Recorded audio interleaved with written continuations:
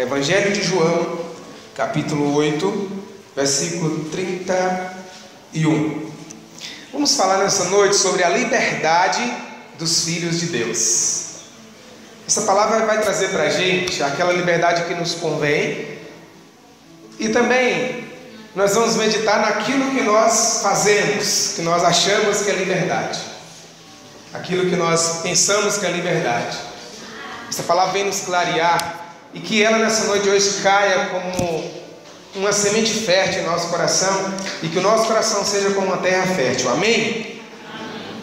Diz assim a palavra do Senhor: Jesus dizia aos judeus que nele creram: se permanecerdes na minha palavra, sereis verdadeiros discípulos meus.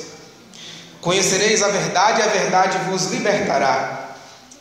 Replicaram-lhe: somos descendentes de Abraão e jamais fomos escravos de alguém. Como dizes tu, sereis livres? Jesus respondeu: em verdade vos digo, todo homem que se entrega ao pecado é escravo dele. Ora, o escravo não fica para sempre, mas o filho sim, fica para sempre. Se, portanto, o filho vos libertar, sereis verdadeiramente livres. Palavra da nossa salvação. Vamos aplaudir a palavra do Senhor.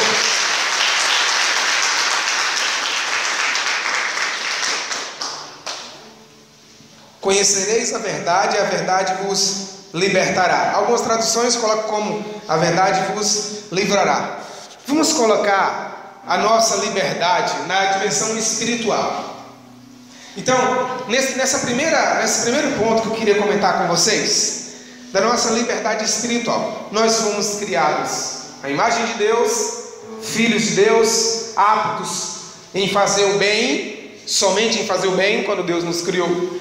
Mas por consequência do pecado, aí infelizmente eu também estou apto a fazer o mal. Então eu tenho essa liberdade espiritual, a liberdade de, ao ponto de Deus deixar escrito por Moisés no livro do Êxodo, que diz bem assim: diante de ti eu ponho a vida e ponho a morte. Agora que você saiba escolher. Eu trago diante de você a vida, e é assim, a vida assim, dessa forma. E trago também a morte também assim. E o interessante de tudo é que a nossa vida, eu até comparo às vezes, eu olho que em alguns supermercados, em alguns bares, tem lá vendendo um cigarro, né? E lá tem escrito o que o cigarro faz. Geralmente tem a foto de um pulmão todo arrebentado, de uma pessoa sem o dedo da mão, com o rosto deformado. Então está ali o que acontece com as pessoas que usam cigarro. Então ali está uma forma de morte. E as pessoas, sabendo que o cigarro faz aquilo, e mesmo assim fumam. Ela tem liberdade, eu sei que às vezes é difícil para alguns, mas tem liberdade para parar e para começar. Mas eu estou falando isso com relação a aqui. Deus colocou para a gente a vida e a morte. Somos nós que temos que saber escolher aquilo que nós queremos, sem também esquecer que São Paulo diz que há uma força que me leva para cima e uma força que me atrai para baixo. São Paulo chegou ao ponto de dizer bem assim, que eu deixo de fazer o bem que quero e faço o mal que eu não quero. Essa briga está dentro de nós, mesmo com a graça da liberdade de escolher. Se bem que não é simplesmente eu escolho, aí tá bom, eu cruzo as mãos. Não. Deus me deu a liberdade de escolher a vida, agora eu vou trabalhar pela vida, eu vou lutar pela vida, lutar pelo meu bem. Ninguém consegue nada de um dia para o outro, não. As coisas são difíceis. Mesmo as coisas boas e mesmo com as bênçãos de Deus, nós lutamos para conseguir aquilo que nós queremos. Chegando agora ao final de ano, né? Eu acho até engraçado algumas pessoas. Tem gente que pensa que tudo vai mudar do dia 31 às 23h59 para 0 hora do dia 1º do ano que começa a entrar no ano que vem. Tem gente que pensa que as coisas mudam no virar do ponteiro do relógio. Acho que as coisas mudam ali, então vai entrar um ano novo, aí quando o relógio deu 0 hora, você... o novo ano começa. Não. Ali é o tempo cronológico. É para simbolizar que um ano novo está entrando, uma nova oportunidade, mas o ano novo é todo dia, a graça nova é todo dia, Deus é novo, se revela novo para nós todos os dias. Mas tem gente que acha que é no 23:59 do dia 31 para a 0 hora do dia 1º do mês de janeiro que as coisas vão mudar. Não é isso. Não é a virada do ano que vai trazer nada. E eu acho engraçado, tem algumas pessoas que, eu com vocês não, claro, né? Vocês são filhos de Deus, pessoas íntegras, né? Eu creio que vocês não vão cair nessa besteira que eu vou falar aqui, né? Tem gente que vai comer ervilha, colocar carocinho de romã não sei aonde, vestir roupa branca, achando que isso vai trazer alguma coisa. Gente, roupa não tem poder nenhum, ervilha não tem poder nenhum de decidir a minha vida, não tem poder. Você pode colocar uma plantação de ervilha na sua cabeça que não vai resolver nada. Você pode pegar, vestir roupa branca e brinco branco e sandália branca, você pode se pintar de branco que não vai resolver nada. Não é uma cor branco que vai ter o poder de decidir se o meu ano vai ser bom ou se não. Isso é coisa de quem não acredita em Deus. Não vamos cair nessa besteira. Eu vou vestir amarelo para atrair dinheiro. Quer atrair dinheiro? Acorda de manhã e vai trabalhar. Isso é a forma ótima. É um segredo, né? Né? Uma simpatia boa. Acorda de manhã, toma um bom café e vai trabalhar. Uma simpatia ótima para ganhar dinheiro. Aí você vai ganhar dinheiro. Agora ficar nessa besteira de vou comer ervilha para que eu atraia bons fluidos nesse ano que vem. Isso é besteira. Isso é para quem não acredita em Deus. Nós acreditamos em Deus. Nós temos um Deus todo poderoso que não precisa de ervilha, não precisa de roupa branca. E tem umas pessoas que vão até longe demais, né? Vai vestir uma roupa íntima, tal cor, para atrair tal coisa. Ah, peraí, pelo amor de Deus, não vamos cair nessa besteira não, pelo amor de Deus. Deus nos deu uma liberdade espiritual. E a liberdade espiritual consiste em eu aceitar aquilo que é de Deus, em eu me inserir nos planos de Deus e eu ficar fora disso aí. Não tem outro meio. Tem gente que até pensa que eu vou estar ali nem do lado de Deus e nem do lado do mal. Eu estou aqui mais ou menos como aqueles que têm a cara de pau de dizer eu sou católico, não vou na missa todo domingo. Católico, coisa alguma, que católico é nada. Um católico fiando a missa todos os domingos. Aí eu sou católico, mas eu só vou à missa de ano em ano na festa da padroeira. Que católico é nada, você é um simpatizante, nada de católico. Aí o cara fala, eu sou jogador de futebol, estou na ativa, mas eu só jogo uma vez por ano. Você é motorista? Sou, mas eu dirijo de 10 em 10 anos. Aí quando for dirigir, as marchas já até mudou de lugar já. Então nós temos que estar na ativa, nós temos a graça de sermos de Deus com as nossas atitudes, eu não sei. Nós temos essa graça e esse perigo que se chama liberdade. Conhecereis a verdade vos libertará, vos tornará livres. Gente, outra liberdade que nós carregamos, que é o segundo ponto que quero comentar com vocês. A segunda liberdade é a liberdade sentimental e psicológica. Tem gente que tem uma grande oportunidade da vida de plantar agora para colher melhor no futuro, mas não querem. Deus sopra o coração, Deus fala ao coração, tem a graça de poder escolher para que o futuro seja melhor, mas não quer. Já viu como tem tantos e tantos jovens que brigam com a família todinha por conta de um namoro? Eu creio que você conhece alguém assim. Briga com o pai, briga com a mãe, briga com os irmãos, briga com o mundo todo por conta de um namoro. Está todo mundo vendo que está errado, mas ele quer insistir. Não, é o amor da minha vida. Ele pode ter um futuro muito bom depois, se ele parar para pensar e falar, Senhor, se não for a tua vontade, para por aqui. Mas o sentimentalismo, a doença sentimental fala mais alto. Se Deus não sabe escolher o que é bom para nós, quem vai saber? Aí não se para escutar Deus, não quer escutar Deus, depois quebra a cara depois de um casamento deformado, depois cheio de coisas derrotadas depois, e fica olhando, nossa, se eu pudesse voltar atrás eu não faria isso. Se eu pudesse voltar atrás eu não namoraria essa pessoa. Se eu voltasse atrás eu não formaria uma família. E o bendito teve todo um tempo para escolher, teve todo um tempo para pensar e não quis. E para os jovens que estão aqui, o namoro é um tempo de conhecimento. Eu preguei esse dia para os jovens, para um ministério jovem, falei que tem gente pensando que a Bíblia mudou, que os tempos mudaram e a Bíblia mudou. Não, de forma alguma. É isso que eu vou falar. Tem jovem que passa a vida do namoro todinha fazendo sexo antes do casamento, que é pecado, é o 6º mandamento, transgredindo os mandamentos de Deus. Passa o tempo todinho para estar pecando contra a santidade, contra a castidade, e depois quer ter um casamento bom. Não vai ter um casamento bom de jeito nenhum, a não ser que se arrependa e mude de vida e lute para a santidade, para que depois tenha um casamento bom. Mas passa o namoro todinho aprontando, não para conversar, não para ter um diálogo, não para poder escutar Deus, só para namorar e fazer sexo, e depois quer que o casamento ande bem. Já está transgredindo o 6º mandamento. A igreja não mudou e os mandamentos não mudaram. Não vai pensar que os tempos passaram, são outros, e agora é namoro moderno. Pode ter namoro moderno, nada a parte do diabo. De Deus não mudou não, de forma alguma. Continua do mesmo jeitinho. Há tantas brigas, principalmente no namoro, que pode ser resolvido simplesmente com uma conversa. Simplesmente um parar para escutar o outro e escutar Deus, mas não para rezar, e aí dá no que dá. Umas famílias quebradas, destruídas, que tem hoje porque não parou. Mas nós que estamos aqui, se nós já tivemos isso hoje, ou se algum de vocês tiveram esse namoro errado depois, essa vida errada depois, mas se vocês estão em Deus hoje, aproveita de agora para frente, porque uma vez perdoado, Deus esqueceu.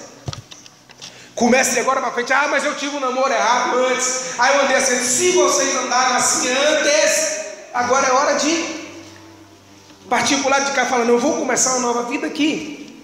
Mas nós temos essa liberdade. Tem gente que fala assim, eu vou rezar pedindo a Deus alguém, e tem que aparecer alguém sem mais, sem menos. Eu rezo e Deus vai mandar do céu. Tem gente que não vai atrás, que a vocação dele é se casar, dela é se casar, mas não vai atrás. Quer que um dia que ele esteja rezando, desça uma pessoa lá do teto, né? O rapaz rezando assim, Senhor, manda uma esposa para mim, manda uma namorada aí naquela hora, abre-se o teto e desce ela em cabos de aços, parecendo um anjo. Aí quando ele olha, oh, Deus mandou uma anja para você, mandou descer do céu um anjo. Não vai ser assim. Nós temos que correr atrás daquilo que nós precisamos, que nós queremos, que nós desejamos. A liberdade também psicológica, que está dentro do sentimental, claro. Eu discordo daquilo que as pessoas dizem, que nós somos aquilo que nós pensamos. De forma alguma, eu discordo disso aí plenamente. Ah, você é aquilo que você pensa. Não, é fácil assim. Eu sou um anjo. Eu sou um milionário. Pensamento não resolve nada, né? Aqueles positivistas lá que fica, né? Eu até brinquei com vocês aqui um dia, que tem gente que faz aquelas yoga, meditação transcendental, e senta lá, vou até fazer com gesto para vocês verem, e senta, fica lá aquele, não chega nem 2, nunca é só não vai resolver nada, gente. Nós precisamos rezar, colocar o joelho no chão. E não criar um Deus que muitas religiõezinhas de 1,99 tem por aí, que está criando um Deus que você pede e Ele faz, que só baseado em graças, em milagres. Eu não participo dessa igreja. Eu participo da igreja de milagres, de cura, mas igreja também de lutas, igreja também de sofrimento, igreja da obediência. Eu participo dessa igreja de Deus, completa. Não daquela igreja que é só graças e mais graças, curas e mais curas, e curas grandiosas, que as pessoas, todos nós somos carentes de saúde. Todos nós somos carentes de saúde. Nós precisamos de alguma cura aqui ou acolá. E aí nós podemos cair na tentação dessas igrejas que parece um pronto-socorro. Nós caímos nessa tentação. Mas eu tenho um Deus que está acima de tudo e de todos. E a liberdade psicológica me dá essa condição de eu aceitar a liberdade espiritual no meu pensar, no meu projetar, no meu querer, a liberdade de Deus. Nelson Corrêa diz que a liberdade não é eu fazer aquilo que eu quero, liberdade é fazer aquilo que eu preciso. Você conhece essa música, né, Solange? Solange de Sandra conhece, né? Liberdade, você já dançou muito essa música, né? Liberdade não é aquilo que eu fazer simplesmente o que eu quero. Isso não é liberdade. Liberdade é fazer aquilo que eu preciso. Nós queremos coisas que nós não precisamos, isso aí nós sabemos muito bem. Tem coisas que nós queremos para agora, e agora não dá certo. Quando nós chegamos depois, nós vemos que aquilo não foi necessário. Por isso que eu até conversava com um amigo meu protestante esse dia, ele falou assim: Salvador, você tem que pensar alto. Eu disse para ele: eu tenho que pensar alto, mas eu tenho que sonhar os sonhos de Deus. Ah, mas é justo que você tenha um carro para você. Eu falei assim: é justo se Deus quiser, eu quero sonhar os sonhos dele, na hora dele, na vontade dele, não na hora que eu quero, porque agora se eu olhar eu preciso, mas é da vontade de Deus. Se não for, está descartado. Quando nós não oramos, nós caímos nessa tentação de querer as coisas e achar que está bom, que é assim que Deus tem que trabalhar assim, porque eu estou precisando agora. Quando nós não escutamos a Deus, nós caímos, e desculpe a palavra, nesse pensamento desgraçado de achar que tem que ser agora e que Deus tem que fazer agora, e se não fizer, se não fizer. Aquele que ama a Deus verdadeiramente sabe esperar o tempo de Deus. Você fala: Senhor, eu estou pedindo isso agora, mas se não for agora a tua vontade, que eu espere depois o teu tempo. E uma palavra incompreendida por muitas pessoas, até por muitos cristãos, que está na carta aos Romanos capítulo 8, não precisa vocês pegarem, que diz que 8:28 diz que mesmo as coisas ruins concorrem para o meu bem. Tudo concorre para o bem daqueles que amam a Deus. E se eu amo a Deus, eu tenho uma doença incurável, eu vou encarar como um projeto que Deus vai ter. Não a doença, o projeto de Deus, mas em cima daquela doença eu enxergar o projeto de Deus. E aí tem muitas pessoas que são testadas, são provadas, o nome diz provação, e passa a provação todinha reclamando. Deus está testando a pessoa, dando força, a pessoa passa o tempo de provação todinha reclamando.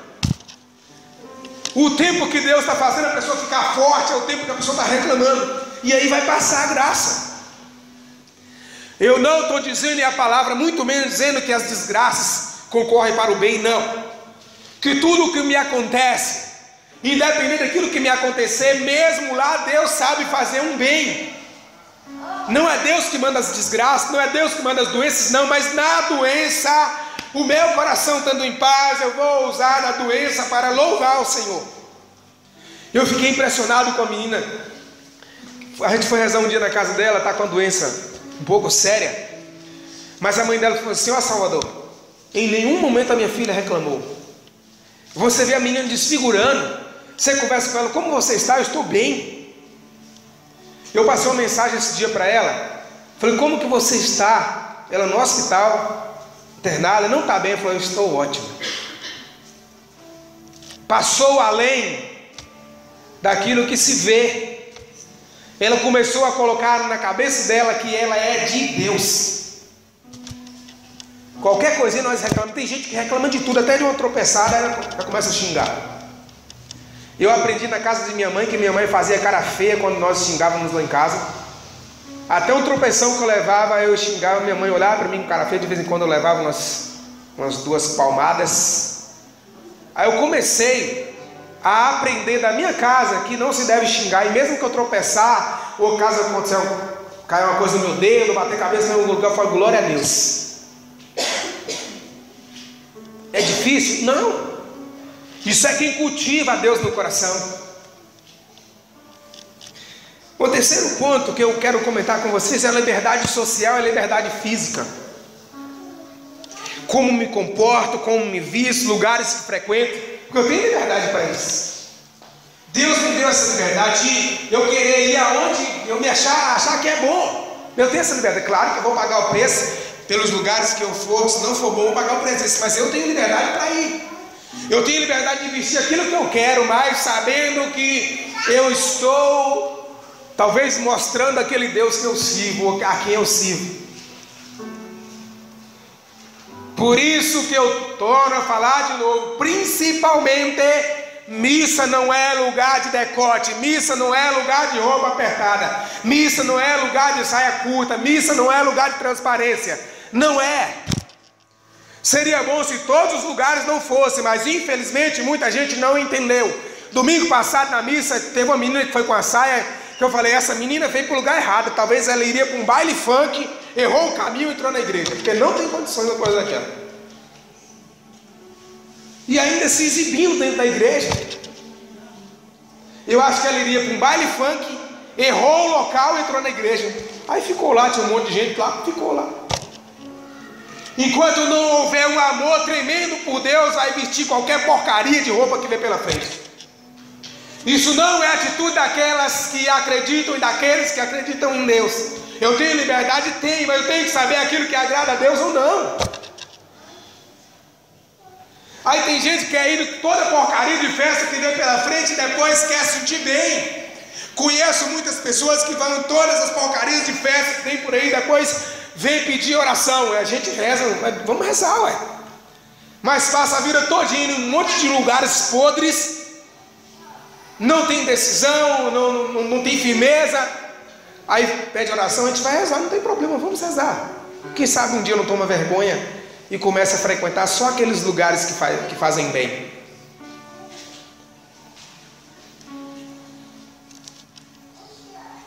Como me comporto, que é também uma liberdade social, uma liberdade física.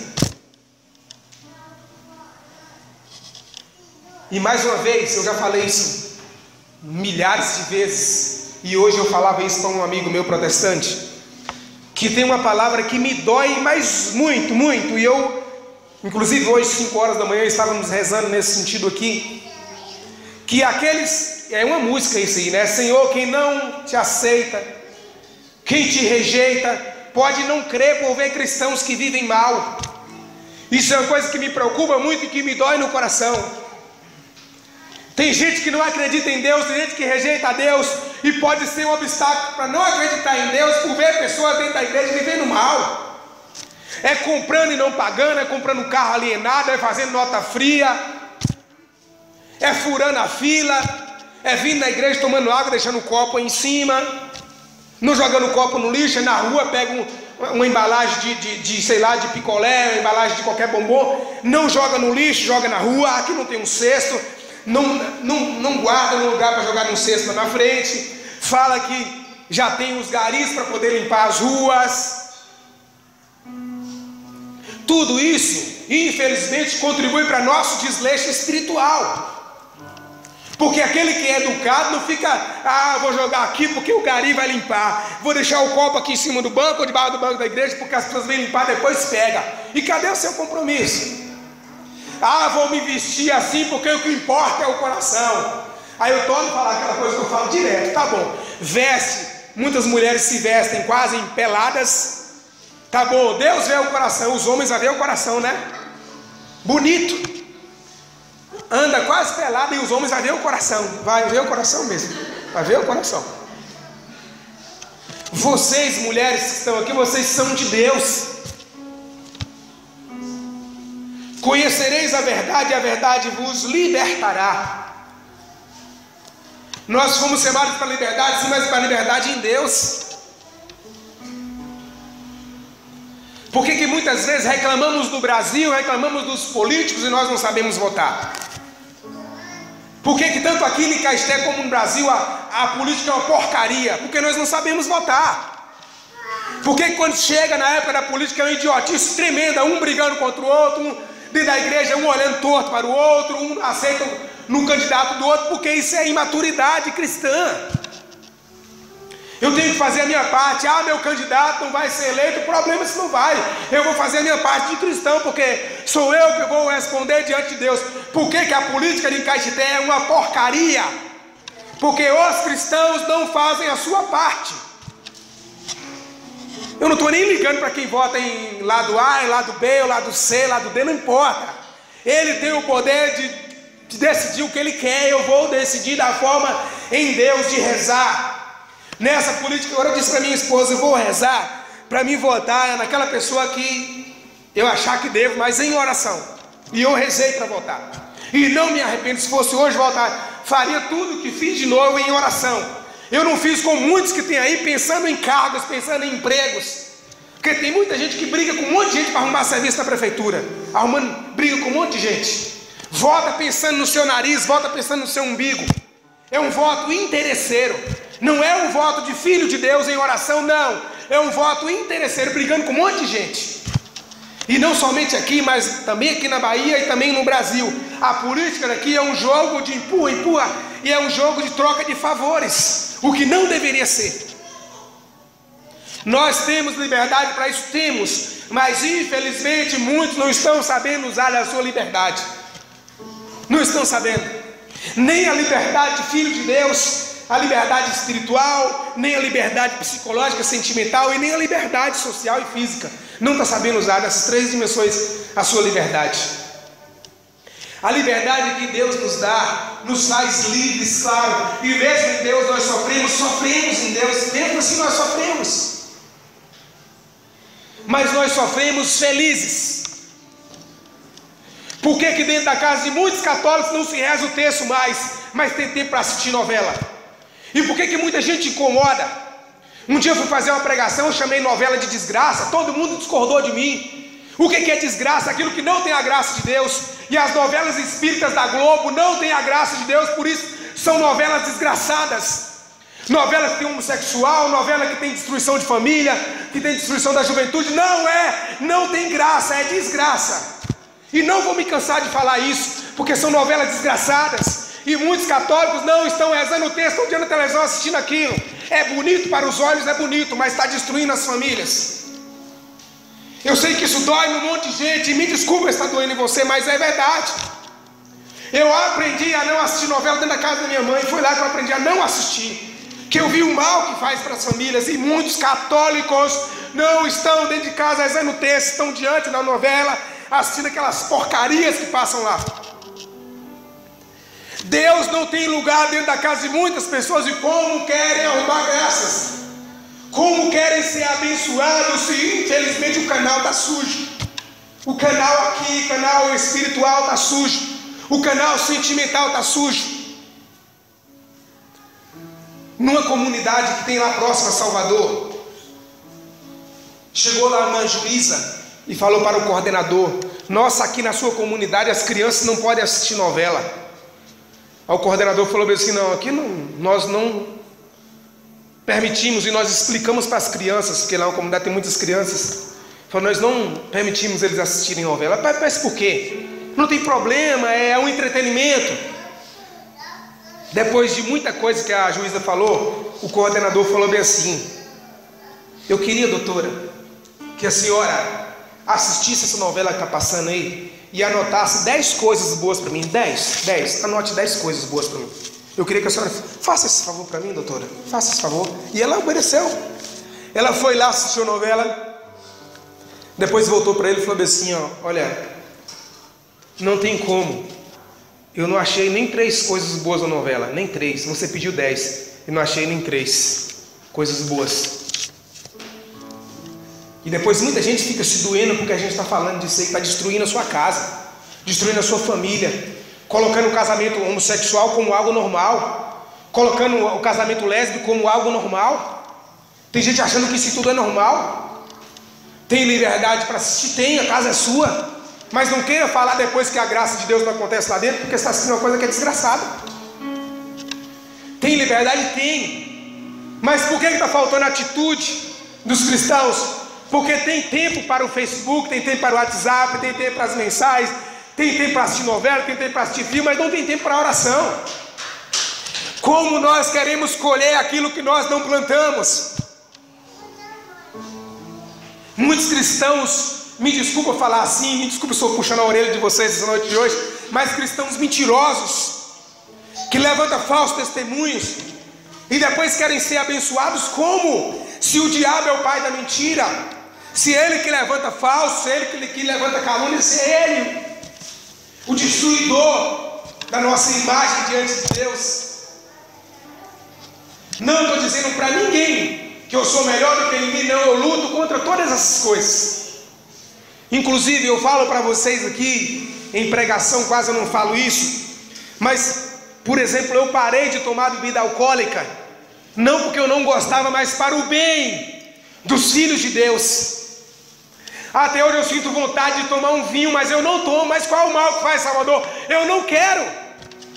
Porque quando alguém vem me pedir nem eu nem a minha esposa, graças a Deus, ela também não toma. Nós decidimos isso juntos. Por que nós não tomamos? Porque quando alguém alcoólatra vem pedir o conselho, nós não vamos demonstrar nenhum bafo de álcool para essa pessoa. Porque talvez um golinho que não faz diferença para mim, faz diferença na vida daquele que é alcoólatra. E é por isso que eu não quero me sujar com esse pouquinho da água na boca. Pode dar água na boca, pode dar farinha, não pode dar o que for na boca, eu não vou tomar. Enquanto Deus me der força, enquanto Ele for o meu sustento, eu não quero me sujar com essa pouquinha coisa.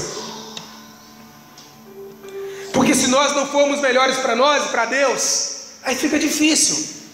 O que eu quero pedir nessa noite de hoje, vamos ser cristãos mais de atitude. Pule para o versículo 36 aí, você que está com a palavra. Versículo 36. E diz assim: se portanto o Filho vos libertar, sereis verdadeiramente livres. Se portanto o Filho vos libertar, sereis verdadeiramente livres. E assim que eu encerro essa palavra de hoje. Se portanto Jesus te libertar, e você vai livre. Se Ele te libertar, e como Ele é maravilhoso, Ele não vai libertar você só no social, físico ou sentimental, psicológico, não. Ele vai te libertar também espiritualmente. Vai te libertar, vai te fazer uma pessoa que luta mais, que mesmo sofrendo diz: Jesus Cristo é o meu Senhor, eu fui feito para Ele. Eu vou usar da minha liberdade para louvar o Senhor. Eu vou usar da minha liberdade para ser dele, para não decidir, para esperar que Ele decida para mim. Isso é atitude de cristão.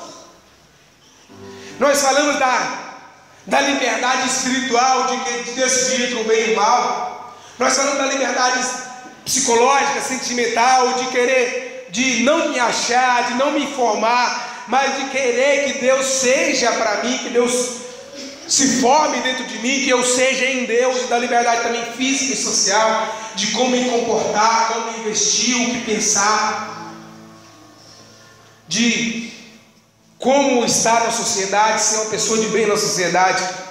Nós encontramos em Deus essas três dimensões e nós somos felizes assim.